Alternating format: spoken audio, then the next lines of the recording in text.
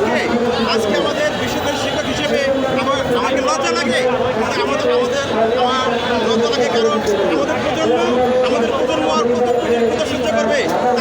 তাদের পিঠের কথা সহ্য করতে না পেরে তারা চলে এসেছে আমাদের দাবি দাবা আদায়ের জন্য, একত্রিত ঘোষণা করার জন্য।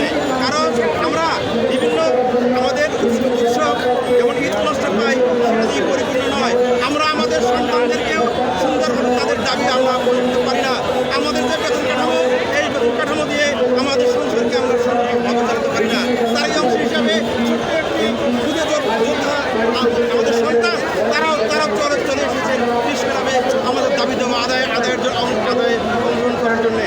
সে লক্ষ্যে আমি বাংলাদেশ সরকারের অন্তর্বর্তীকালীন সরকারের প্রধান উপদেষ্টা সহ অন্যান্য দৃষ্টি আকর্ষণ করবো আপনারা আর কাল কেমন না করে আমাদের বিশ্ববিদ্যালয়ের শিক্ষা ব্যবস্থাকে জাতীয়করণ করে আমাদের তথা আমাদের সন্তানদের মুখ এবং ভবিষ্যতের দিকে যে আমাদের এই দাবিকে মেনে নিন। কারণ আপনারা আমাদের এই দাবি আর বন্ধ করতে পারবেন না।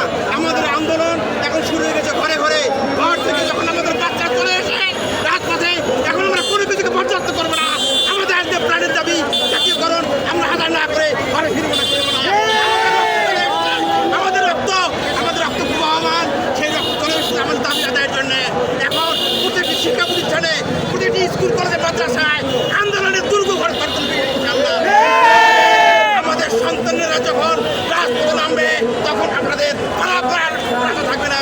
সেটাকে বলবো কিছু কুচুক্তি মহল কুপরামর্শ ক্রমে সরকার আমাদেরকে দাবি মেনে নিতে পারছে না। সেই সকল শিক্ষক নেতা এবং কুচুক্তিকে বলবো, ব্রিটিশ সরকার গায়ে জামা নিয়ে পালিয়েছে। আপনারা গায়ে জামা নিয়ে পালানোর রাস্তা পাবেন না। আপনারা কি ভাবতেছেন? এবারের আন্দোলন এমপিএভুক্ত শিক্ষা ব্যবস্থা জাতীয়করণের আন্দোলন।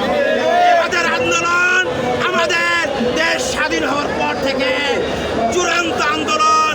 এই আন্দোলনকে হাতে নিয়ে আমরা ঘরে ফিরবো। আপনারা কি ভাবতেছেন?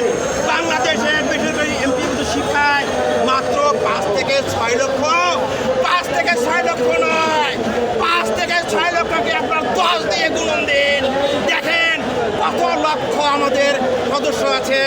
তারা যখন রাস্তায় নেমে উপজেলা প্রত্যেকটি অফিস আদালত, ইউনো অফিস, ডিসি অফিস ঘেরাও করবে, তখন আপনারা আর অফিস থেকে বেরোতে পারবেন না। এখন সেই আমলাদের বিরুদ্ধে, সেই ফ্যাসিস্টদের বিরুদ্ধে আঙুল তুলে কথা বলতে চাই। আপনারা আর এসি রুমে থাকবেন না। প্রয়োজনে এসি ভেঙে আপনাদের বের করে জাতীয়করণ ঘরে নিয়ে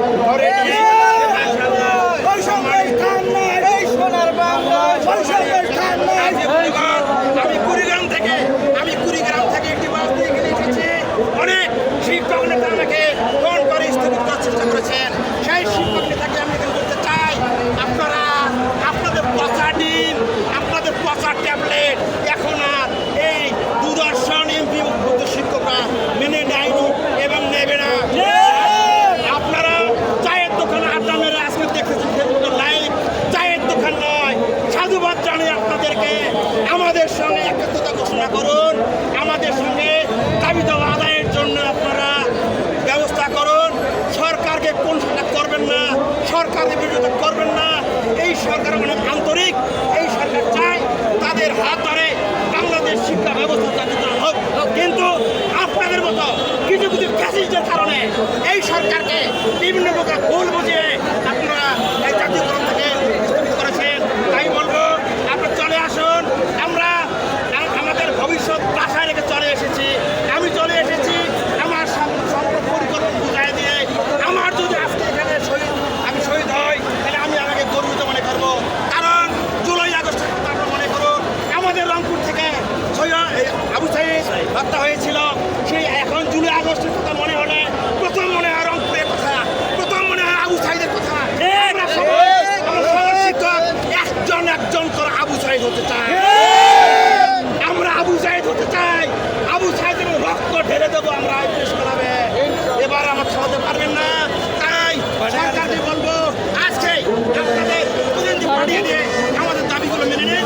আমরা সবাই যেন আমাদের পরবর্তী কাজগুলো